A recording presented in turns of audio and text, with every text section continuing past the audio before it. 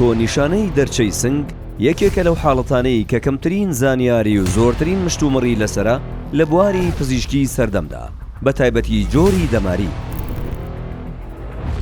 جۆرێک لە نەخۆشەکان بە هەڵە دەستنیشان دەکرێن، زۆرێکیان درەنگ چارەسەر دەکرێن، زۆرێک لە پزیشکان هێشتا کێشەیان لە بڕیاردانی ورد و زانستیدا هەیە. ڕێک لەبەر ئەم هۆکارانەیە کە ئەم چالاکیە گرنگە.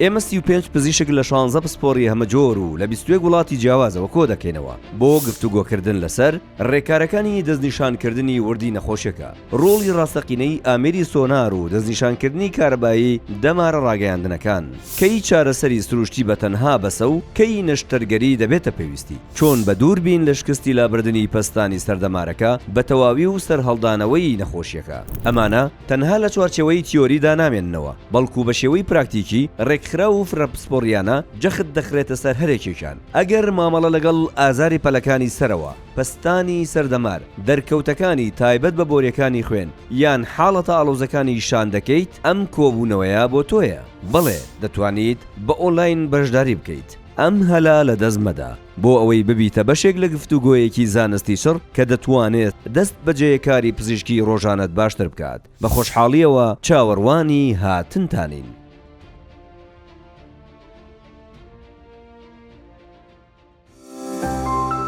سێهەمین لووتکەی جیهانی کۆنیشانەی دەرچەی سنگ، گەورەترین ڕووداوی زانستی ساڵ.